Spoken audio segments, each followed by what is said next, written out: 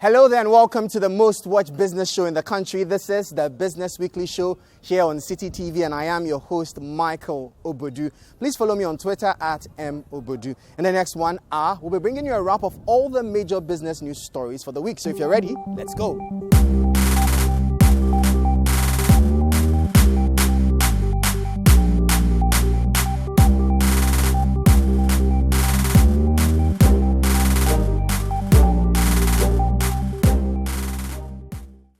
Have you noticed how prices of goods and services are rising lately?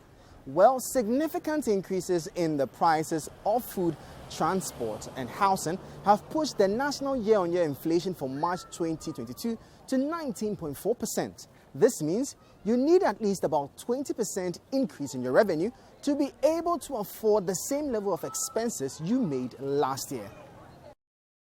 The Consumer Price Index, which informs the rate of inflation in Ghana, measures the changes in the price of a fixed basket of goods and services that households in Ghana consume. The said basket, which the service uses for calculating inflation, contains food and non-food items and helps in appreciating the average price levels in the country. According to data from the Ghana Statistical Service, the latest rate of inflation, that is 19.4% for the third month of the year 2022, is the highest rate recorded since the service rebased the Consumer Price Index in August 2019. The 19.4% year-on-year inflation rate recorded for the month of March 2022 represents the 10th consecutive time the inflation rate has risen since May 2021. Speaking during a press briefing, government statistician Professor Samuel Kobnainim noted that the key drivers of inflation for the month of March were food, transport and housing.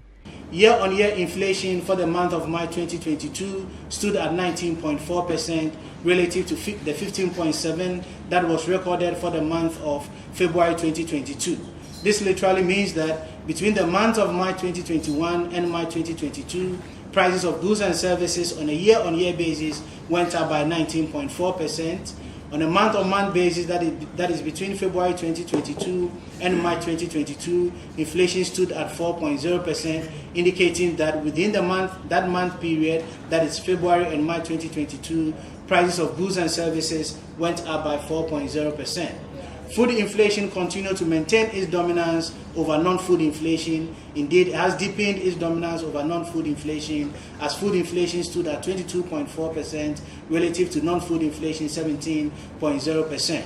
On a month-on-month basis, the difference between food inflation and non-food inflation was relatively smaller as food inflation stood at 4.5% relative to 3.7% that was recorded for non-food inflation. We have seen a reversal of the dominance of housing, water, electricity and gas as transport in several months has recorded the highest rate of inflation of 27.6%, followed by food 22.4% and housing, water, electricity and gas 21.4%. At the regional level, the Brong-Ahafo region recorded the highest inflation rate with 23.1%, while the Upper East region recorded the lowest with 12.5%. Here is Professor Samuel Kobnainim again. The gap between locally produced items and imported items have been reduced, although locally produced items continue to maintain its dominance of 20.0% inflation for the month of March 2022 and 17.3% for imported items for the month of March 2022. Brong-Ahafo region recorded the highest inflation of 23.1% and Upper East region the lowest inflation of 12.5%. Showing a stark variation across the administrative regions.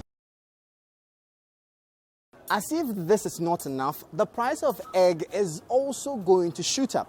Poultry farmers say they will have to increase prices soon because the cost of production has significantly shot up. The Ghana Poultry Farmers Association had earlier this week announced it would increase the prices of eggs in the country due to the high cost of feed. For the past years, we've realized increases of inputs like maize and soya. Last 2 years, that was 2020, a 50 kilo weight bag of maize was 65 cedis. As we speak now, it's 180 cedis. So that alone is 300% increase.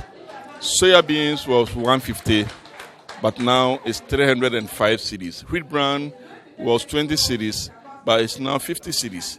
So looking at all these things, we've realized that if we don't increase egg price, it means in the next couple of months we will not get a single poultry farmer in the country, because now all the poultry farmers are running at a loss. So we want the survival of the industry. We want to sustain the egg industry. That is the reason why we are trying to engage our stakeholders, who are the egg sellers, to adjust our egg prices. Egg sellers in Accra, like Rita Mensah, say the announcement will hamper their profits. Mpacho yati dada. Oma news ne say feeding no bro no ni boyedi. Ena ni boyedi nti sesi omo san betu nkosua no mu biu. Nti omo de be ma 32 cedis. Na yen so ya ton 34 3 cedis. And big one omo de be ma 34 cedis na ya ton 35 cedis. Plus transportation ni adeno yeton sana yenya hwe nti yes let's say omunhwe no mun yen bibi mai. It's not just egg retailers that are concerned. Consumers aren't too pleased too. So I believe it's problematic because someone like me as a student, every morning I have to take my wache with egg because like egg is least, it costs less. So wache with eggs, if they increase the prices, we'll not be able to buy the eggs. Then we'll have to be eating our wache raw. So we are pleading with them that if they can do something about it so that the prices will remain the same. They can increase it if things are being high, but they're not to like a cost that will affect us. It's too expensive because we always buy it. We need protein. And if for me like this I can buy, maybe someone else wants to also buy, because first we used to buy 13 cedi, but now they've increased it to 20 something all of a sudden. And you didn't make budget for that. So if they increase it like that, we wouldn't get chance to be buying the crates as we used to buy. But at least if you're able to buy the crate, it's better. It's safe cost. Do you get? But if you buy one like that, you waste money. So maybe someone will come and buy one or two. It's not all of us that can buy the crates. So they have to do something about it and reduce it so that we, those who can buy, and the vulnerables can also get access to the. The rampant increases in prices being experienced across the board is affecting all sectors of the economy. The Ghana Hotels Association says the high cost of hotel services is due to the economic situation in the country. This comes on the back of a recent revelation by the association that some international tourists are compelled to spend up to 60% of their budget on hotel accommodation because of hotel pricing. In 2019, it was reported that Accra was the second most expensive city in the world in terms of the property price to income ratio. Beyond this, the cost of hotel accommodation in Ghana is considered higher in comparison to sub-regional counterparts. But the Ghana Hotels Association says they are not to blame. Speaking to City Business News, President of the association, Dr. Edward Akanyameke, says the recent hike in fuel prices, increase in port duties, and the many taxes and levies hoteliers are faced with, among others, are contributors to the high cost. What I am saying is that the economic environment has a huge impact on the rates that the hotels charge. Period. The components of that economic environment is there for us. We all see it. Are we not all in this country where fuel prices have increased over the period? Are we not aware of utility rates? Are we not aware of the several taxes that we pay? Are we not aware of the levies? Are we not aware of our lending rate? How does our lending rate compare with other countries? Look, hotels borrow from the market. We don't have special dispensation of lending rate to the industry. No, we don't. We go to a market, so that 24% or more lending rate, we all pay. So when you go for that kind of money and you invest in your business, you have to pay back with that interest on it. And that must be factored into your whole rates. And don't forget that there is that initial investment cost as well in the structures, the building itself. And so that people think that hotels owners own their facilities. No, some of them rent. He, however, called on the government to take urgent steps to protect the sector by addressing some of the challenges it is currently battling. That's a very low excuse my language, low level of analysis that we are doing. And that will not help anybody. Let's get to the bottom of it. I remember a year and a half ago, the minister, Dr. Mohammed Awal, commenting on this particular topic, indicated that government must sit down with the hoteliers to see how best they can look at the hotel rates. It's an admission of the fact that the rates are dependent on factors which are also attributable to government. Because a lot of the things I've mentioned here are things that are at the doorstep of government. Okay? And the hotels have their own part to play because there are some cost-cutting measures that we can also put in place. And once we put in that one, the rest, it's something that it's with the government. I mean, hotels do not determine lending rates. Hotels do not determine foreign exchange rate. Hotels do not determine the taxes, the tax levels and all those things. So these are things that are the doorstep of government. And we need to do that comparative analysis before we jump to the fact that hotel rates are. That's unfair. What then could be a solution to dealing with the constant hike in prices? Are there any practical solution in addressing this challenge?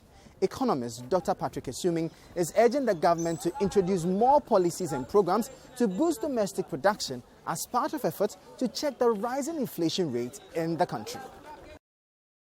The Consumer Price Index, which informs the rate of inflation in Ghana, measures the changes in the price of a fixed basket of goods and services that households in Ghana consume. The said basket, which the service uses for calculating inflation, contains food and non-food items and helps in appreciating the average price levels in the country. According to data from the Ghana Statistical Service, the latest rate of inflation, that is 19.4% for the third month of the year 2022, is the highest since 2009. The new rise in the inflation rate comes at no surprise to many economists and stakeholders, as prices of fuel and food will continue to rise following tensions between Ukraine and Russia. The 19.4% increase in March was mainly influenced by the increase in the prices associated with food, transport and housing. Food inflation deepened its dominance over non-food inflation, recording 22.4% as against the 17.4% recorded in the previous month and relative to the rate of non-food inflation of 17.0%. However, on a month-on-month basis, the difference between food inflation and non-food inflation was relatively smaller, as food inflation stood at 5% relative to 3.7% that was recorded for non-food inflation. Economist Dr. Patrick Assuming believes this situation would continue as long as tensions between Ukraine and Russia remain. It's obvious that the domestic inflation, the local inflation is really a big problem. In particular, the food inflation is not, it's a serious problem. I hope that the challenges that we heard about last year with regard to fertilizers, we don't have them this year, because if we do, then the problem is not going away anytime soon. And I hope that this year, if the rains delay, then we are ready with some irrigation projects to absorb that. Because last year, the writing was on the wall. When we started hearing the complaints, farmers complaining about delayed rains, they simply told us that maybe the one village, one dam hadn't worked as well as we all thought it was working. So, these are things that you don't flip a switch and then you solve, because it's a cycle. You need a season. Food production, you need a season to correct it. So I hope that this season we've learned our lessons from last season, and that the challenges we saw, we don't see them again. Talking about boosting the local industry, where is your shoe manufactured from? How about ensuring that we all, for instance, decide to buy made in Ghana shoes to grow our economy? The Defense Industries Holding Company, DHOC, a subsidiary of the Ghana Armed Forces, says that it has the capacity to produce over 700,000 pairs of shoes annually and employ more than 3,000 workers in the process when in full capacity. At this point, we all don't have an excuse, because DHOC says its shoes are premium quality and come with a guarantee. The call by the Defense Industries Holding Company, DHOC, comes on the back of the government's local industrialization drive. DHOC, which is a civil-military collaboration, for socio-economic development is an industrial development project to be embarked upon by the Ghana Armed Forces. Presently, DHOC, which is to function in 10 operational business ventures, is engaged in the manufacturing of footwear in Kumasi. Speaking during a media engagement at one of its showrooms at the 37 Military Enclave, board chairman of DHOC, Dr. Kaulai, elaborated on his outfit's plan to promote the patronage of made in Ghana goods. This is a leather shoe, a leather sole. You can see our logo on it, and the full grain leather. In Europe, this shoe will cost roughly $100. We are selling it less than $50 here. But this is an international shoe made here in Ghana. And so what we want you to do is to buy one, wear it, and we are giving you 2 years warranty. If you're able to meet it, next time you will rush and come. That's all what we are saying. We can also increase it to 100,000 or $100.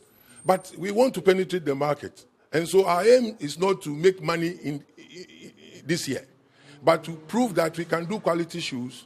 So buy it, use it, then you will then come. So when you start rushing me, then I'll increase it small. That's the strategy that we want to penetrate the market with. He further outlined the job opportunities that would be created if his outfit could operate at full capacity. Our total capacity for the factory is about 700,000 pairs of boots and shoes, and then we have to run, a year annually, and we're supposed to run shift, and that's how the machines and things are set. And you can make money, for instance, when you have a vulcanized machine and you come to work.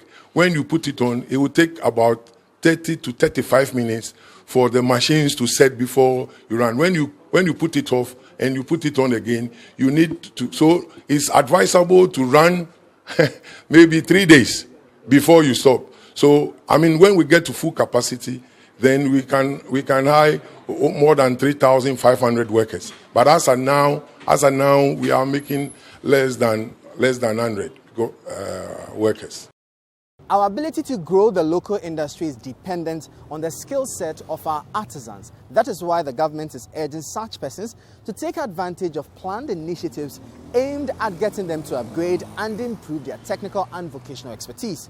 The Kumasi Technical University and Cement Manufacturing Company, CIMAF, are currently rolling out and training 1,200 artisans drawn from across the country. The government says training like these are the only way to equip artisans with employable skills. Stakeholders say artisans who are particularly from the informal sector and have little or no formal education risk being out of jobs if they don't acquire the needed skills to make them become abreast with modern technologies.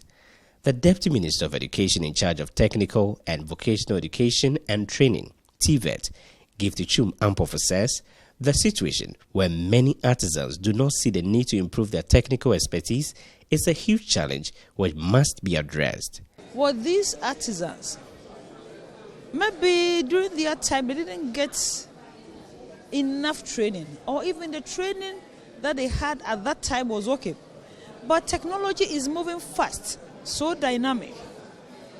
So it is important that they get upgraded to know the kind of materials they use and how to use them for their own benefit and the benefit for everybody. She believes the government's measures aimed at revamping TVET will significantly transform the country as many employment opportunities would be opened. Governments of Nana Addo Dankwa Akufo-Addo believes that it is only through TVET that we could reduce youth unemployment. It is only through TVET that we could reduce poverty drastically. And it is with TVET that Ghana Beyond Aid could be a reality. As of now, we have a number of industries. We have over 100 1D, 1F being implemented. Who are going to work there? It is the TVET graduates.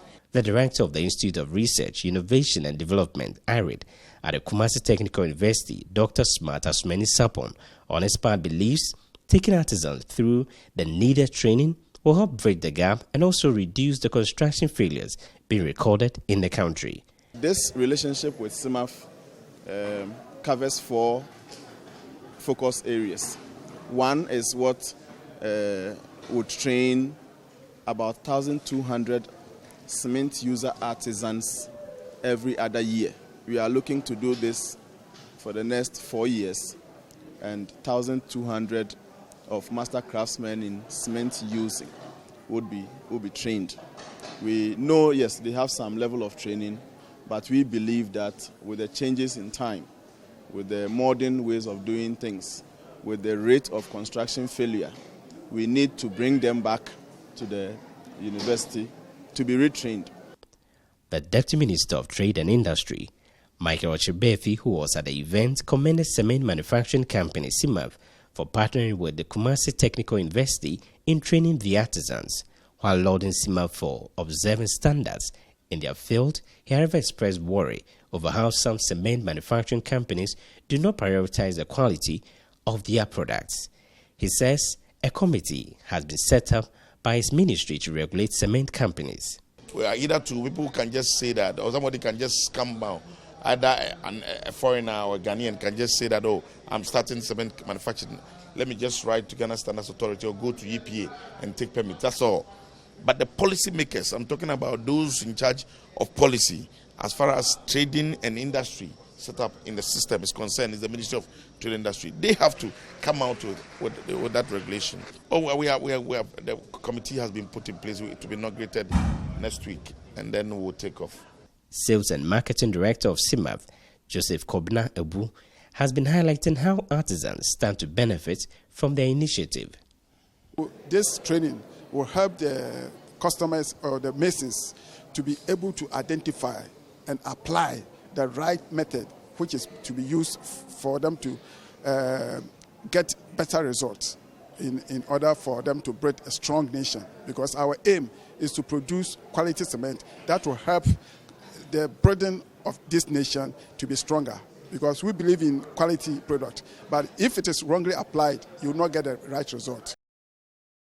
There has been increased performance in trading activities on the local bears, and the head of research at Databank, Alex Boaheng, says this is due to the impressive uptick in participation of local investors in the market. Despite ending the first quarter of 2022 with a loss of 1.67% compared to the 13.9% recorded at the end of 2021 first quarter, there has been an increase in activity on the market, recording a turnover of 301 million Ghana cedis for the first quarter in 2022. Activities on the Ghana Stock Exchange have witnessed a marginal improvement in the first quarter of 2022. According to the March 2022 monthly summary report by the exchange, the GSE Composite Index ended March 2022 with a loss of 1.67% compared to the previous month's loss of 3.33%. However, when compared to the same period in 2021, the GSE Composite Index had returns of 13.9% at the end of the first quarter. Per the latest data released by the Ghana Stock Exchange, the local bears traded volume and value were 214.97 million Ghana cedis and 237.14 million Ghana cedis, up by 272.59% and 389.35% respectively compared to what was traded during the same period last year. Consequently, the local bears saw its market capitalization appreciate by 12% on a year-on-year basis to end the first quarter at 64 billion Ghana cedis. The market was propelled largely by the performance of financial stocks as measured by the Financial Stock Index, which closed the period on a positive note with a return of 1.07%. Speaking to City Business News, head of research at Databank, Alex Boaheng, attributed the increase in performance in trading activities on the local bears to the impressive uptick in participation of local investors in the market. In fact, activity on the stock exchange has been quite vibrant compared to last year, same period. So if you look at, in terms of market turnover, this is simply the value of shares that have traded so far this year compared to the first quarter of last year. That has gone up by nearly 97%. And if you compare that to last year it was just about 153 million in nominal terms. This year is over 300 million. So that tells you that there are more shares that are being sold on the market. Investors are buying more shares also. But one thing that is quite striking for us is the level of local participation in the market. That has been pretty much impressive as compared to last year. And this is because pension funds are actually ramping up their stake in equities as compared to last year. So they are actually buying a lot of shares that are being offered by foreign investors. So for example, if you look at last year, for the first quarter, foreign investors actually contributed to total market turnover by just about 87%. So that tells you that last year the market was largely controlled by foreign investors, accounting for about 87% of total market turnover. We've seen that dynamics is quite changing this year. For example, this year, we have seen that the participation by foreign investors has actually dropped to 66.5%. And at the same time, you see that the participation of local investors have increased from 33.5% as against 12.7% that we saw last year. So some very positive news from the oil and gas industry. And the Public Interest and Accountability Committee, PIAC, has revealed that Ghana's revenue from oil production saw an increase to about $783 million at the end of 2021. This represents a 17.5% increase in revenue from the previous year. Establishment in September 2011, PIAC has exercised its oversight responsibility of monitoring and evaluating the management and use of Ghana's petroleum revenues by the government and stakeholder institutions. According to the committee's 2021 annual reports for the year under review, the average achieved crude oil price of $69.2 per barrel by the Ghana Group in all fields was higher than government's benchmark price of $54.8 per barrel. Despite an increase in the turnover of oil production, the volume of barrels of crude oil reduced in the year ending 2021. Chairman of PIAC, Professor Kwame Adom-Frimpong, tells us why. You see why the price increased by 26%, the volume decreased by 17.7% from 66,926,806 barrels in 2020 to 50,391. So 2020 it was 66.9, but it reduced to 55.1 in 2021. And that is representing 17.7% decrease, despite the rebound of economic activities in 2021 after the easing of COVID-19 restrictions. As you are aware, in 2020, virtually we were all in our rooms, but 2021 too, the door was open temporarily for us, so we were thinking that the volume will increase because we had more time than 2020. But unfortunately, it rather went down by 17.7%. And the total revenue, this time we are talking in terms of values, the revenue increased by 17.5% from 666,390,751 in 2020 to 723,325,849.87 in 2021 due to higher crude oil prices. This is in spite of the decline in the crude oil production in 2021. As mentioned earlier on, the volume decreased by 17.7%. So we were thinking that once the volume has decreased, it will go with the revenue also decreasing. But it didn't happen in that way because the price increase of 26 was more than the 17.7 decrease. So it offset it, and likely it has increased the revenue. PIAC's report further disclosed that 4 of the 18 subsisting petroleum agreements had been terminated by the Petroleum Commission in 2021 for non-performance in their minimum work obligations. In terms of the management and performance of the Ghana Petroleum Funds, reserves of the fund increased by 14.99%. That is $971.4 million over that of 2020's $844.8 million, despite withdrawals worth $114.9 million from the Ghana Stabilization Fund.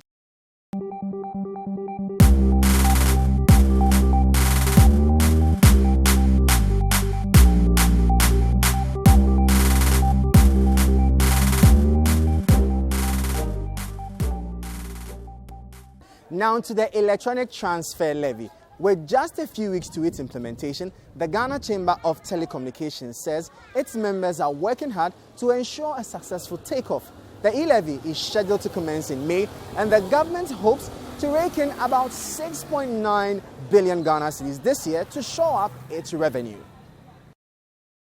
The Finance Minister, Ken Ofori-Atta, in an interaction with the media earlier on this year, mentioned that government expects systems that will pave the way for the implementation of the electronic transfer levy to be ready from May 2022. According to Mr. Ofori-Atta, there have been discussions with the Controller and Accountant General's Department, the Ghana Revenue Authority, and other stakeholders in this regard. The levy is a 1.5% tax on electronic transfers, including but not limited to mobile transfers done between accounts on the same electronic money issuer, transfers from bank accounts to mobile money accounts, and transfers from mobile money accounts to bank accounts. The 1.5% charge will apply to electronic transfers that are more than 100 Ghana cedis on a daily basis. Speaking to City Business News on the readiness of the electronic money issuers, EMIs, Chief Executive Officer of the Ghana Chamber of Telecommunications, Kenneth Ashigbe, said they are working with government to ensure the project succeeds. And GRA started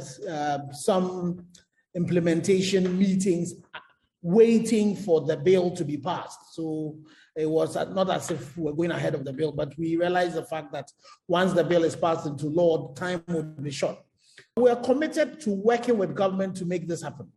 Not only would we have to do things on our part in terms of configuring our systems, developing, whatever changes that needs to be made, testing them, and then integrating them. It is a tough ask, but as I said, we on our part would work with government and do whatever is feasible and engineering possible to be able to ensure that we can do what we have to do to ensure that this project succeeds.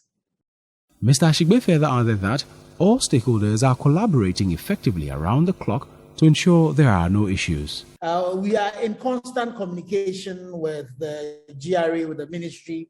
The things that they need to do on their part, the things that we need to do on our part. It's for all of us to ensure that we do what it takes to be able to let this happen. But it's definitely a tough ask, wanting to do all of this within a month. But also in all of these projects, when there are challenges, you won't discuss them in the media, you discuss them as a project, and so that you can find, work around them, what are the things that you need to do. And that's been happening. I have to say that it's really been very cordial and, very frank. The engineers from both sides, put what needs to be done. And we know that on the side of GRA, they are really putting in the work. We are also putting the work from our side to ensure that we are able to deliver the project that's been defined.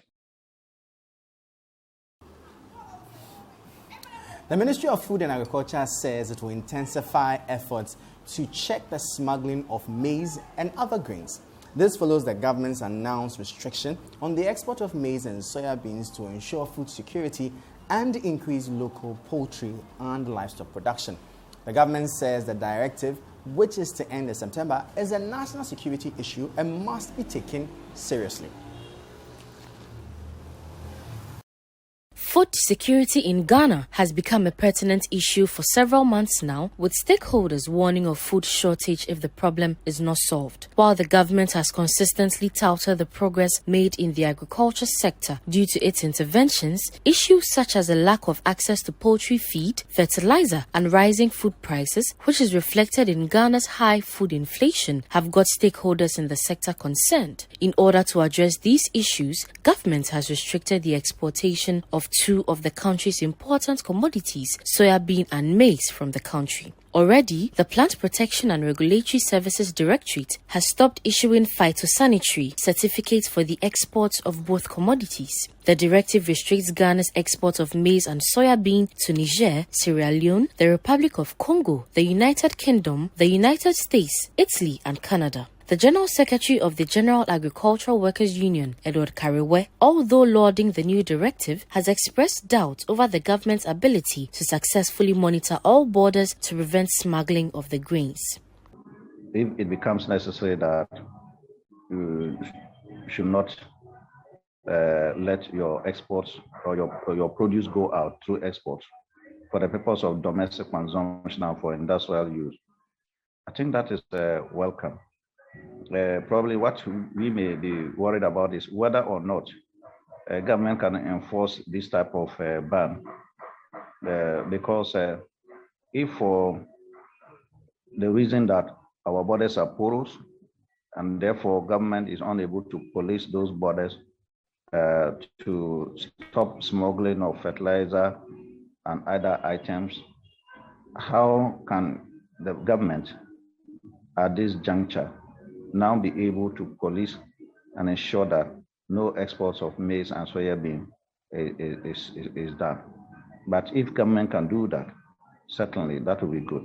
The government, however, insists the implementation of this new policy is priority to national security. A Deputy Minister for Food and Agriculture, Yao Frimpong Ado, tells City Business News all hands are on deck to make sure anyone caught flaunting the new directive will be punished. It's a cabinet policy, and this enforcement is being done not only by the Ministry of Food and Agriculture, but Ministry of Trade and Industries and Ministry of Interior, Ministry of Defense. In fact, it is a national security issue. And once it's a national security issue, the national security too is also part of it. They are coordinating all these things so that you reduce the smuggling to the barest minimum. Because maybe the nice one bag and do crossing the borders, it's not that the smallest detail that you can police, but those that go in the trucks and those abuboyas and that kind of thing, that is the duty of the national security to ensure that these things don't happen within the period of the policy implementation. Until it is reviewed,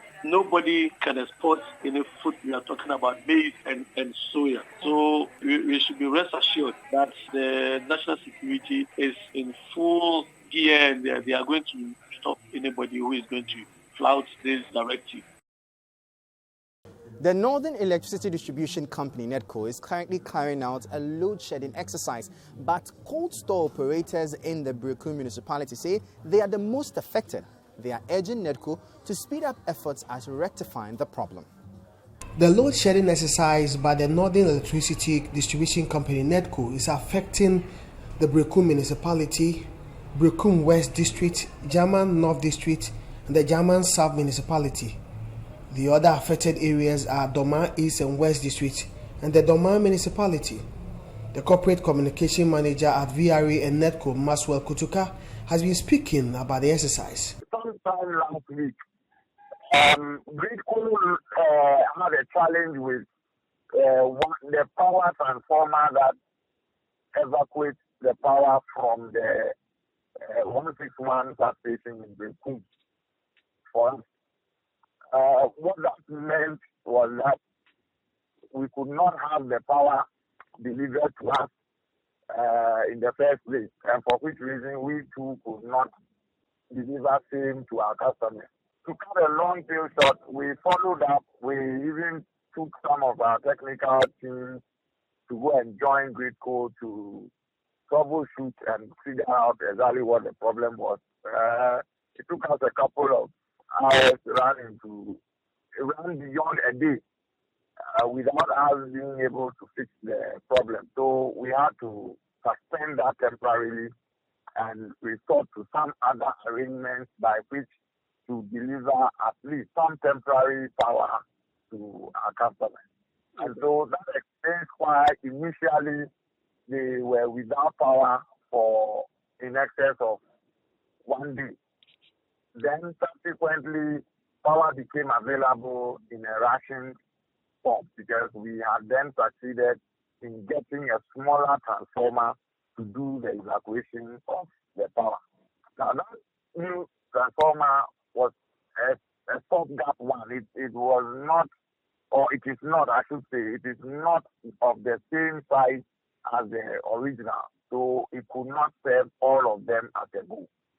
So we tried to explain to the public, and immediately we issued a schedule, a load management schedule by which we wanted to manage the situation while we got back to the main transformer. Some cold store operators in the Brekum municipality whose operations have been affected have been speaking to City Business News. I think initially, for the first 3 days, we had the power outage for continuously. And that was serious because we deal with frozen food, fish, chicken, and the lot. And everything is power. So you can't let the power go out for more than an hour. You just have to meet the standards that you can use to sell the meat, you have to keep freezing it. So in the first three days, we had to buy a lot of petrol. We have a plant which we use to freeze our meat when there's no power. But it's very expensive. But we have villages around us, and these people come and buy from us. We have people in Sekwa, people in Drobo, people in Wemfie, and people in Sampa. They all come to our cold store to come and buy. And they are facing this load shedding at the moment. So what they're saying is that because they don't have this reliable source of power, they will not even attempt to come and buy. So we're facing a serious drop in our daily sales. And that is going to affect us. Because at the end of the month, you have your staff to pay, your social security to pay, your VAT to pay, and all these other company taxes and things that we are mandated, as a company to pay. And there's nothing, no incentive, nothing given to us because we are losing power. So it is a serious, serious crisis that we are facing at the moment. How they are how we but I don't say use generator, but in your some to diesel, so say I find billions of cities. Na yeah monka na ya dum power no for a day. One when you best nam never be brave into low shedding there at the how kese pa na say almost mudu no be 3 or 4 days no. E my aso ya she pa e kan say be brave kwa to omonam guye. Into na the how kese abre into low shedding there high pa. You need generator wa you need plant bia generator into machine we use plant. And also no ahonde no for my fina ja etoto niema kakrakra anti panifo na besra mo se omo mfonso aba kane num dia aba omo nye no tentem mai se be ya enkofa kabia ma bi chance ne okofa kabisa uni ba obia utwa wani akohwe no nti esre panifo se omo nye no tentem mai.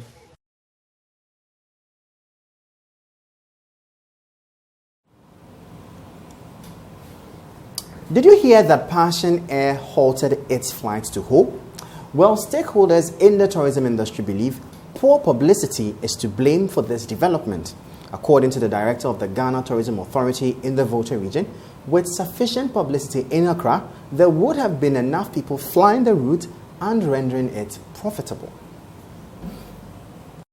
Many Voltarians welcomed the news of an airport in Ho with mixed feelings. While some thought it was the list of priorities for the region, others felt it held the key to the region's economic development. Those who argued for the airport said it meant business moguls who have little time to spare could dash down to the region very quickly to do business and return. Others said visit to tourist centers will skyrocket because it will become very convenient to visit the country's greenest region. The President of the Republic of Ghana at the time, John Dramani Mahama, on the short-cutting day for for the Ho Airport was hopeful that the airport would, quote, open up the Volta region, attract investors, and boost agriculture, trade, and other socio-economic activities in the area, unquote. As expected, the cost of land around the airport rose to the skies astronomically, but it took about 5 years for the first commercial flight, operated by Passion Air, to land in Ho. Unfortunately, 4 months into flying the route, Passion Air withdrew, blaming high cost of fuel and recent depreciation of the cedi, among others. Samuel Razak Techi is the sales and marketing manager of Passion Air, and he has been speaking to City Business News. Load factor is one, the patronage,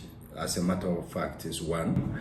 But whilst the airline was still considering what to do and the way forward, because we had to do the marketing, make noise out there for people to know we have started the route and all of that, we had this unfortunate situation of having fuel hikes. And not only that, our exchange rate also took a dip. And so, as an airline, we do most of our businesses in the foreign exchange. For instance, if we are taking our pilots for training outside the country, our engineers and technicians, we need to get foreign exchange to do that. So, with the depreciation of the cedi and the increase in fuel prices, we kind of took a double hit. And so the company decided that we had to review some of our operations across board. Some residents believe the route failed due to poor publicity on the side of Passion Air. This is a very disheartening news for the people of the Volta region, because we were pushing for the usage of the airport, and eventually when it was open for flights to start, we were hoping that this would continue and also open up the region. But what we saw was that the flight that came didn't do enough publicity. They did publicity just on few radio stations, but we wanted the publicity to go far. Some other residents blame the government for not officially commissioning the Ho Airport and drawing attention to the facility to attract patrons. We know, and some of us from the region suspect strongly that there is a sabotage somewhere. The project itself has delayed for 5 years, and now that it is finished, government has not yet commissioned the place officially so as to market the place, to bring it into the news for people to hear world over. So I believe it's one of the factors that has affected the facility. The director of tourism in the Volta region, Alexander Nketia, said the authority had plans of engaging with Passion Air and hotels in the region to plan complete tour packages for tourists from abroad and other parts of Ghana. He thus bemoaned the closure of the Accra-Ho route, but hopes that the route will soon be reactivated. Now, having come in, the plan had been that it was going to shorten the distance travel time between Accra and here, almost to just 15 minutes. Avoid all the traffic on the road and the nature of the road and all that, and then also makes it shorter and more comfortable for the guests to come in. And so it was envisaged that we would have tour packages that would be designed to bring one-stop shop kind of tour package where we pay to the tour operator in Accra or wherever the tour operator is. You are moved to the airport, you are enplaned here. It will include ground transportation and then to the various tourist sites, all inclusive. Accommodation in the region is all inclusive, feeding, everything. And then at the end of the tour, so you come probably on Friday or Saturday morning, and then you do the tours. By Sunday, you are free and ready to go back to Accra. Meanwhile, aviation consultant Sean Mendes says the Ho Airport ought to be featured in a full flight package and not just limited to the Ho Accra-bound flights only. I think it is definitely important for Ghana to develop a large number of domestic airports in the various regions. However, Ho as an airport, especially with an airport having service only to Accra, was limited in its potential. There are not a lot of people who are likely to be willing to pay to fly on a 20-minute flight that operates only 2 times a week.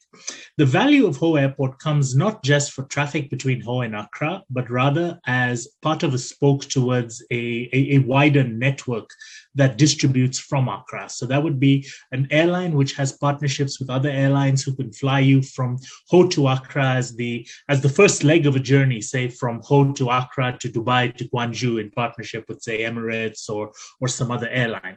So, definitely, I don't think the airport is going to go to waste by any means, but I think that the airport needs to be able to target the right kind of market. Easter in Ghana wasn't the same when the COVID-19 pandemic struck. For 2 years, people could not attend their usual Kwewu Easter festivities.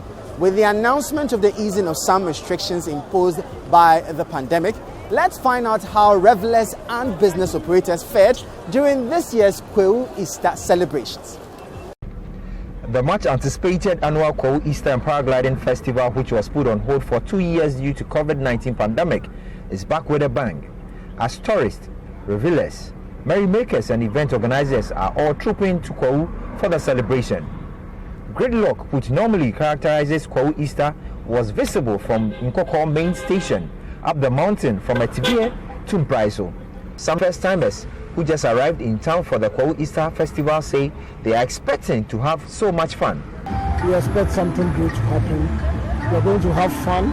We're going to celebrate. Kwewu, it is an occasion to bring the family together. We need to deliberate. We need to meet new people. We need to fraternize. So hey, you are welcome to Kwewu. It's your first time coming here. It's going to be fun. It's going to be great. We are going to enjoy ourselves. I've come here before, but not on this occasion. Not on Easter? No. So what are your expectations? Oh, I want to enjoy myself. I want to see more. I want to see different, programs. What do you say? We are here to have fun.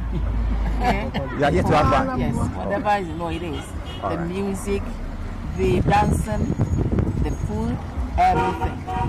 Okay, we just here to enjoy. All right. Kwewu Easter, the biggest event on the calendar of the Ghana Tourism Authority, has become an annual event for traders, especially in this area, to cash in right from the eve of Easter Friday. But some taxi drivers and traders are experiencing something different this year.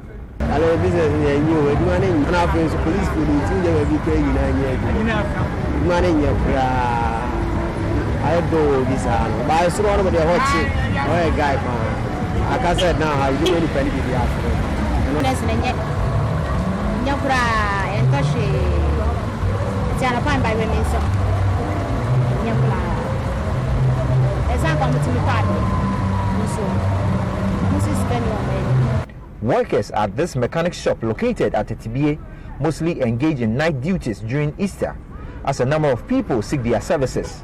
But today, I found them taking a nap under a tree opposite the shop.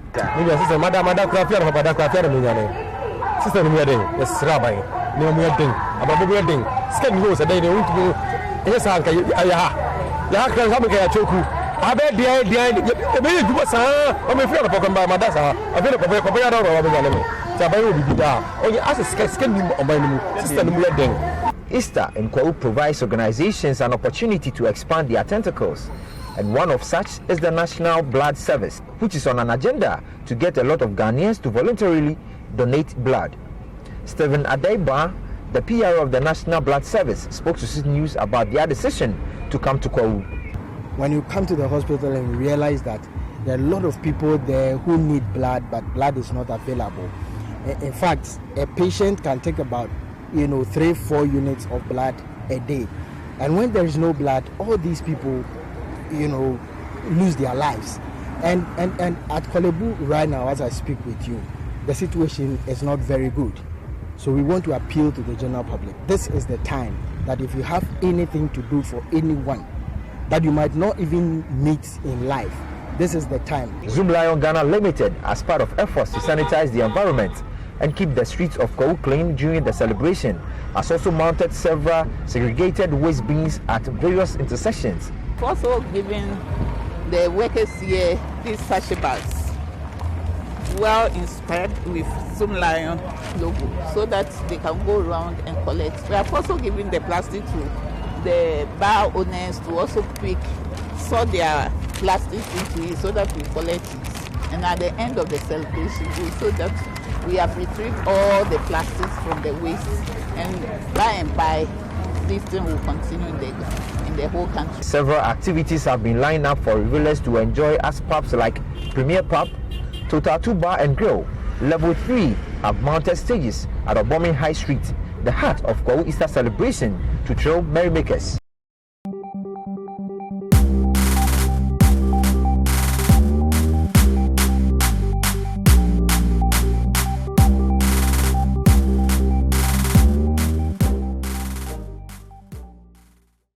Well, this is all time will allow us for this week's edition of the Business Weekly Show here on City TV, your most watched business show in the country. For more business news stories, check out our website, citybusinessnews.com, or don't miss out on the Business Dashboard, which airs on City TV at 10 p.m. sharp every weekday, which I repeat the following day at 10 and 7 a.m. My name is Michael Obodu. Hit me up on Twitter at @mobodu. Catch you same time next week. Stay safe, stay informed. Bye-bye. I'm going to quote.